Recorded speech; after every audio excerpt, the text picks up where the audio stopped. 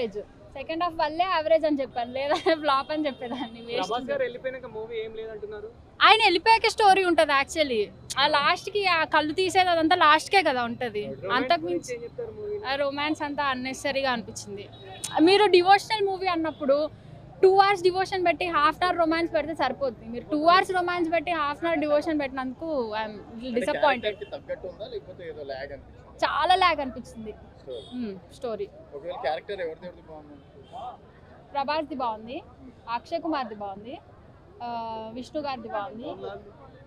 5 minutes ఉంటారు, అంత effective గా నాకైతే అనిపించలేదు. మేకప్ లో మెయిన్ ఎక్కువైపోయింది అనమాట. మోడర్న్ పార్వతీదేవిని చూపించారు కానీ మన పార్వతీదేవిని చూపించలేదు. ఆయన పర్వాలేదండి, ఇదివరకు చేసేటతో పోల్చుకుంటే పర్వాలేదు. ఈ మాత్రం తేడా వస్తే విష్ణు గారికి బేల్ బాజ్ అవుతుందని ముందే చెప్పారు కదా ప్రభాస్ ఫ్యాన్స్ అంతా. కాబట్టి నార్మల్ చేసిండు, పర్వాలేదు. బెస్ట్ పర్ఫార్మెన్స్ అంటే ఏమంటే మాకు ప్రభాస్ అంటే ఇష్టం కాబట్టి మేము ప్రభాస్ గురించి చెప్తాం. ఆయన వచ్చిన ఒక 2 minutes ఉన్నా కూడా మొత్తం ఆ సీన్స్ మాత్రం హై లెవెల్లో ఉన్నాయి, మొత్తం బాగున్నాయి. ప్రభాస్ గారు ఉంటే బాగుంది అనిపించింది. కానీ యాక్చువల్లీ చెప్పాలంటే కన్నప్ప క్యారెక్టర్ వాళ్ళ పెద్దనాన్న గారు చేశారు కాబట్టి ఏం చేస్తే ఇంకా వేరే లెవెల్ ఉండేది.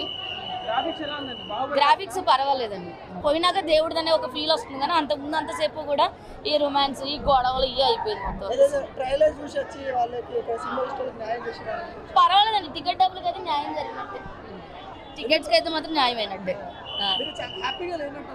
నేనా అంటే మేము ఇప్పుడున్న పొజిషన్లో అంటే మేమేమని అసలు మేము అనుకున్నది ఏంటంటే శివుని ఇంకా బాగా చూపిస్తారేమో, అప్పుడు ఆయన ఎలా చేశారు వీళ్ళు కూడా అలానే చూపిస్తారేమో అనుకున్నాం. కానీ అంతేం లేదు, వాళ్ళ ఫ్యామిలీ వాళ్ళు చూపించుకున్నారు మెయిన్.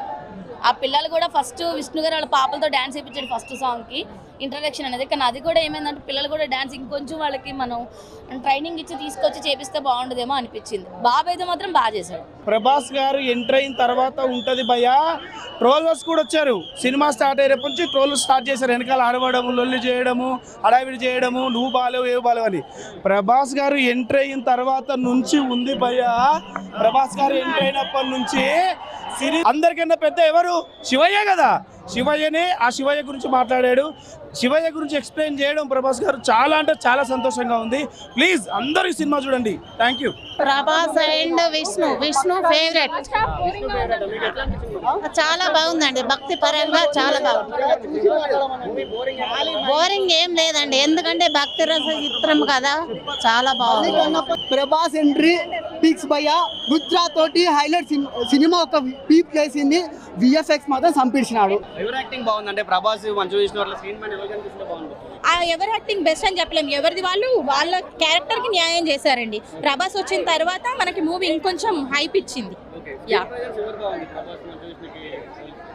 చెప్తున్నాను కదా, ప్రభాస్ అనేది మనకి శివుడి క్యారెక్టర్ ని రుద్ర క్యారెక్టర్ లో చేశారు కదా, ఆయనకు అదే చాలా సూపర్ ఉంది. మంచు విష్ణు అనేది భక్తుల్లాగా చేశాడు కాబట్టి ఇది బాగుంది.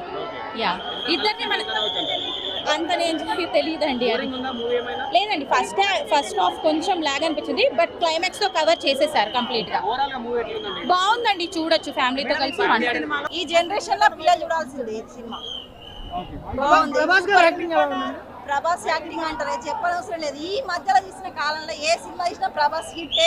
శివుడిగా అక్షయ్ కుమార్ గారి యాక్టింగ్ ఎలా ఉంది? బాగుందండి. అసలు అలా రక్తంతో వేయడం, కళ్ళు ఇవ్వడం, ఏ క్యారెక్టర్ కి అసలు లీనం.